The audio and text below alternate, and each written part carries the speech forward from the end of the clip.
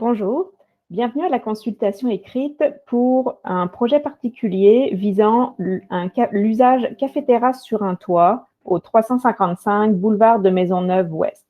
Je m'appelle Charlotte Orny et je suis responsable de ce dossier à la division de l'urbanisme.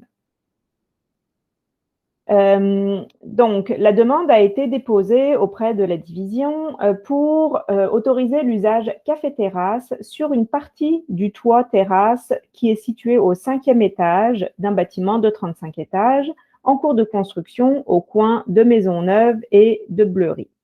Vous voyez qui est représenté par un rectangle rouge sur l'écran.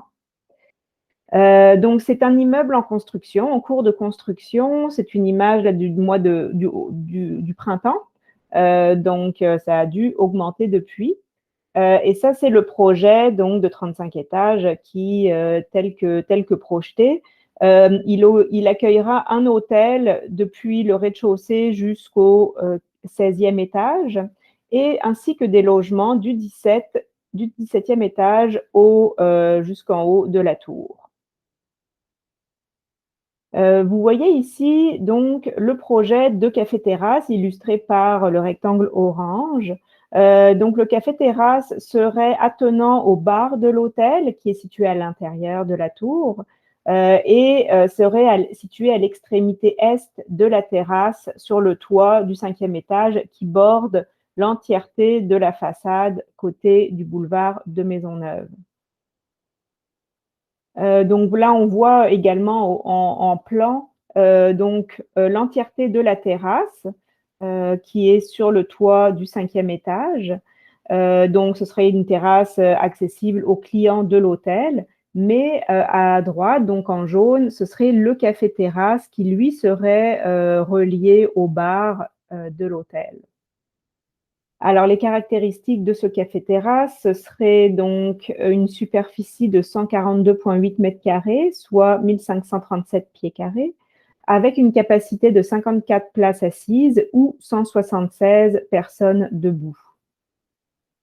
La demande, c'est de déroger au règlement d'urbanisme, plus particulièrement à l'article 392, qui interdit les cafés-terrasses sur le toit d'un bâtiment dans un secteur M7. Cela prend une procédure de projet particulier ou PPC-MOI pour autoriser cet usage sur le toit du 5e étage. Alors, voici les éléments d'analyse. Donc, l'emplacement qui est visé pour le café-terrasse ouvre directement sur les espaces publics du quartier des spectacles puisqu'il est situé au coin de la rue de Bleury.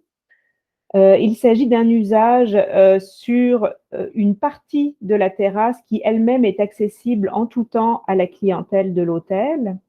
Les logements qui sont situés dans le même bâtiment sont logés 12 étages plus haut que la terrasse et disposent de fenêtres insonorisées car ils sont situés à moins de 100 mètres du secteur du quartier des spectacles qui est le secteur M8, c'est-à-dire de l'autre côté de la rue de Bleury. Un rapport acoustique a été déposé et il conclut que le bruit du café-terrasse respectera les normes afin de ne pas représenter des nuisances sonores pour l'immeuble résidentiel Louis Bohème, situé juste au sud du boulevard de Maisonneuve, car le bruit du café-terrasse sera couvert par le bruit ambiant. Enfin, l'usage café-terrasse est limité à l'espace situé devant le bar de l'hôtel et il est séparé physiquement du reste de la terrasse afin de ne pas avoir d'étalement. Donc, l'usage apparaît compatible et complémentaire aux activités de l'hôtel.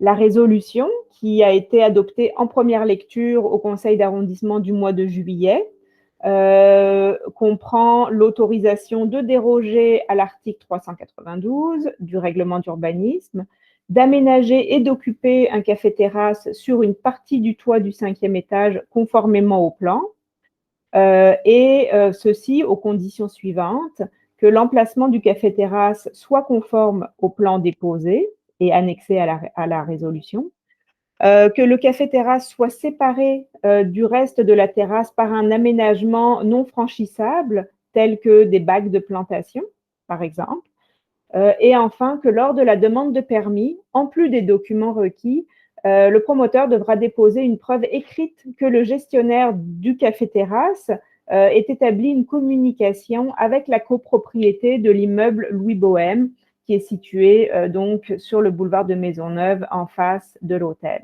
Et ce, afin d'assurer une bonne cohabitation lorsque l'usage sera effectif. Les prochaines étapes, donc la présente consultation écrite s'étend jusqu'au 23 août. Donc, vous pouvez déposer vos opinions ou appeler à l'arrondissement pour faire part de votre opinion jusqu'au 23 août. Par après, le conseil d'arrondissement du 14 septembre adoptera, si le projet va de l'avant, donc en deuxième lecture, la résolution. Et celle-ci sera adoptée, une adoption finale, le 5 octobre au conseil d'arrondissement. Je vous remercie.